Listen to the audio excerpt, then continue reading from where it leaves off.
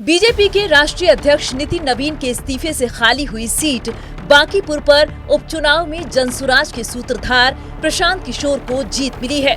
प्रशांत किशोर ने बीजेपी के नीरज कुमार को 19,324 वोट से शिकस्त दी। 2025 में दूसरे नंबर पर रहीं आरजेडी की रेखा गुप्ता इस बार तीसरे नंबर पर रहीं। बांकीपुर की जनता की जीत है और जैसा कि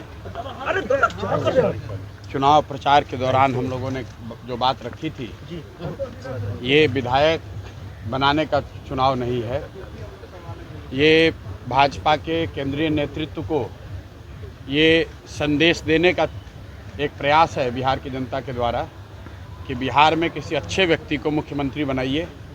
आपको जनता ने 202 विधायक जिताए हैं, किसी अपराधी, किसी गलत चाल चरित्र चेहरा वाले व्यक्ति को बिहार का नेतृत्व मत दीजिए, अच्छे आदमी को बनाइए ताकि बिहार में भी शिक्षा हो, बिहार में भी बच्चों के लिए रोजगार हो। पिछले साल हुए असेंबली के चुनाव में जनसुराज के प्रत्याशियों को 238 सीटों पर महज 3.44% वोट मिले थे। पार्टी एक भी सीट जीतने में नाकाम रही थी। इस बार प्रशांत किशोर न सिर्फ जीते हैं बल्कि वो 49.23% वोट लाकर जीते हैं। पिछले साल जब नितिन नवीन बांकीपुर से चुनाव लड़े थे तब बीजेपी को 98,299 वोट मिले थे, जबकि इस बार नीरज कुमार को महज 44,827 वोट मिले।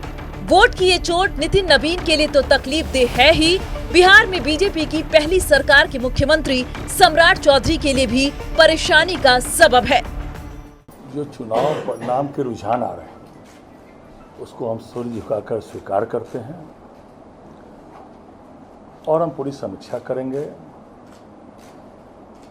बांकीपुर के लोग हमारे हैं, हमसे अलग क्यों हुए इसकी भी हम समीक्षा करेंगे और पुनः बांकीपुर में जब से हमारी सरकार बनी है या उसके पहले भी हम लोगों ने वहाँ विकास किया है, अभूतपूर्व विकास हुआ है और आगे भी बांकीपुर हमारी प्राथमिकता में रहेगा और बढ़ चढ़ कर वहाँ हम लोग काम करेंगे।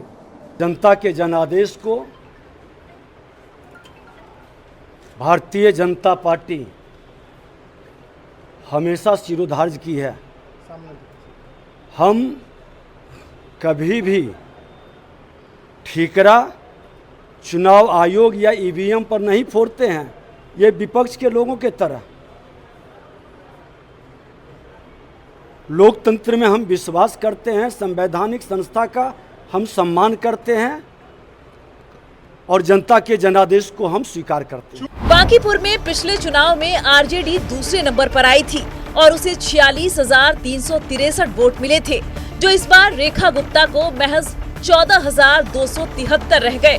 ये नेता प्रतिपक्ष तेजस्वी यादव और आरजेडी के लिए भी करारी शिकस्त है, क्योंकि पीके सिर्फ उपचुनाव नहीं जीते हैं, उनकी जीत से विपक्ष को एक नया विकल्प मिल गया है।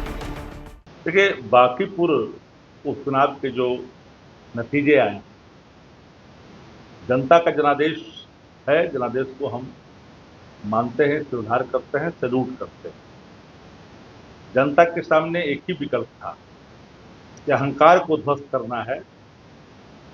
उस रास्ते में पार्टी और जाति दोनों की सीमाएं टूटी और लोगों ने पहला लक्ष्य निर्धारण किया कि सत्ता के अहंकार का मर्दन करना है। सत्ता के अहंकार को दूर किया। जो लोग कहे थे कि कुत्ता बिलाई भी हम खड़ा कर देंगे, जीत जाएगा, तो जनता ने करारा जवाब दिया है। चंद महीने पहले जब बिहार में असेंबली के चुनाव हुए तब प्रशांत किशोर के सारे उम्मीदवार हार गए थे, लेकिन इस बार प्रशांत किशोर खुद मैदान में थे। देश का सबसे बड़ा चुनावी रणनीतिकार पहली बार मैदान में उतरा तो जनता ने उस पर भरोसा जताया, उसे वोट देकर इज्जत बख्शी। प्रशांत किशोर के बदलाव जरूरी है वाले नैरेटिव के सामने बीजेपी की परंपरागत ध्रुवीकरण की राजनीति ध्वस्त हो गई। जनसुराज के प्रोफेशनल्स और वॉलंटियर्स के माइक्रो मैनेजमेंट के सामने आंतरिक असंतोष से घिरी बीजेपी की पारंपरिक चुनावी मशीनरी नहीं ठहर पाई।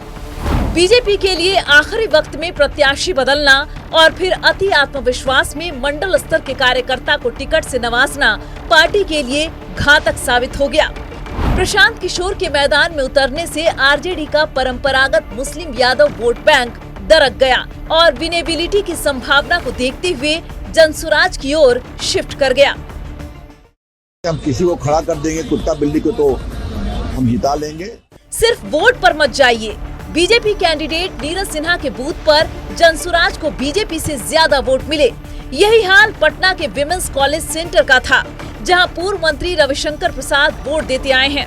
राज्य सरकार के मंत्री रामकृपाल यादव के बूथ पर भी बीजेपी पिछड़ गई। पिछली बार से 7% कम वोट प्रतिशत को देखते हुए ये माना जा रहा है कि बांकीपुर में बीजेपी का परंपरागत सवर्ण मतदाता वोट देने घर से निकला ही नहीं। एक थ्योरी ये भी है कि भरत तिवारी एनकाउंटर से बीजेपी का सवर्ण वोटर छिटक गया। वहीं जेएनजी पर लाठीचार्ज और मुकदमों के मद्देनजर ये माना जा रहा है कि बांकीपुर के 1,30,000 में जो भी जेएनजी वोट देने आया, उसका फायदा प्रशांत किशोर को हुआ। महागठबंधन में दरार का फायदा बीजेपी नहीं ले पाई और आरजेडी का मुस्लिम यादव वोटर प्रशांत के साथ आ गया। बीजेपी की हार पर जेडीयू कहीं न कहीं ये संदेश देने की कोशिश कर रही है कि चुनाव प्रचार में नीतीश कुमार की सक्रिय मौजूदगी और उनके चेहरे का प्रभाव नहीं दिखने की वजह से प्रशांत किशोर की जीत हुई।